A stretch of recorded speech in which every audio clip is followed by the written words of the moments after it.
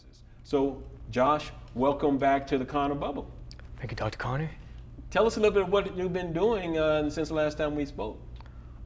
A little bit. I know you've been doing a lot of stuff, so just don't tell us the whole enchilada. Just break down a couple of key points that you'd like to share with us. Well, since we last spoke, Student Direct has evolved, and now it's going through a transition with new leadership and younger than me. Now I'm the senior member of the organization. Okay. And at the same time, I started a private company, which I told you maybe a few years back when I had an interest for politics and consulting. And that's gone very well. And through that company, we've helped the charity and its every aspect grow. And one of our solutions is Young Inc. LA. It's technology. Say it again. Young Inc. LA. It's technology. Technology. I can't say the word, but technological. Correct. Okay. And yeah, it's. I feel that we have solutions and we have the experience, and with Young Inc. LA and JBM Student working together, people can now, wherever they live, no matter what country, they could really get engaged. Okay, so you, if I understand you correctly, you're working on an international basis to help empower young people. Yes, ever since we started Student Direct, many people from around the world, students, have reached out to us, and we created a site called mystudentdirect.org just to start getting organized and really communicating. But when it came to the much more intense coordination, Young Inc. LA became the solution. Okay. And of course, we needed a way to finance our initiative, so we started a private company, raised some money, and it just took off. And the future for me, it's as long as the people are there and as long as it's organized, I think it's going to be tremendous what we can accomplish. Okay. Tell me, Josh, what would be 2 or 3 key things that you think that your efforts now are going to be moving in the direction? What would be some of the bullet points, a couple of bullet points that you want to let people be aware of? Through JBM, we're going to start creating a need for young people to lead, and not just in student government, but in actual government. Okay. And raising money. And we've had conversations with very strategic people of different political parties who are very involved behind the scenes. So we know how it works. So it's not like running for government for a student at their high school or college. It's more or less, if you're in your 20s, there's an opportunity to run for local politics. Okay. To me, local politics is state assembly, state senate, and for your district.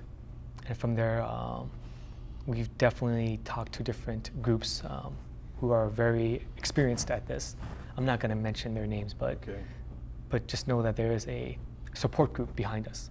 Okay. And they have been very generous with their information and how things work. And so, if I understand you, is that you want to get students engaged in the running of the government now while they're young, as opposed to waiting in the future? I think it's cheaper to have a government official who is in their 20s than someone who is in their 40s. Okay. Not because I'm against older people, it's just more or less they have less needs. A younger person has less needs than an older person, and at the same time they could work harder, they could do more faster. And the problems of tomorrow affects them today. Yes. And they are much more experienced and they know what's going on. They lived it. So what would be another key point in terms of engagement in the civic government issue? That's clear. What about in training people in terms of commerce, in terms of business or anything like that? Is that part of it as well? That's where Young Inc. LA comes in. I made the mistake years ago of creating an environment and just seeing what students can do. And you're right, there needs to be a training, there needs to be leadership, there needs to be certain objectives. So to create that school environment, we decided, why not multimedia?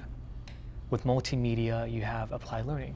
You have objectives, goals, there's risks, and there's deadlines. So I feel that majority of our leadership, they get involved through Student Direct.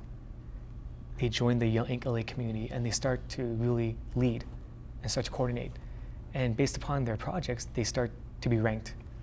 And the ones who do well, they're going to be invited to become a next-gen leader and to really take part in government at the civic level, elected positions. I would not recommend someone in their 20s to be the city manager, because that's bureaucracy. I think young people can be political and they can advocate and they can understand what is needed and they can voice those concerns as well as the solutions. Right.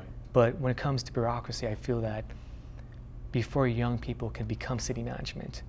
There is school, there is, different ways to go about it. But with politics, I feel that if you're 18, 19, 20, why not run for politics? Okay. If you understand the issues, why not? Why not? Cameron,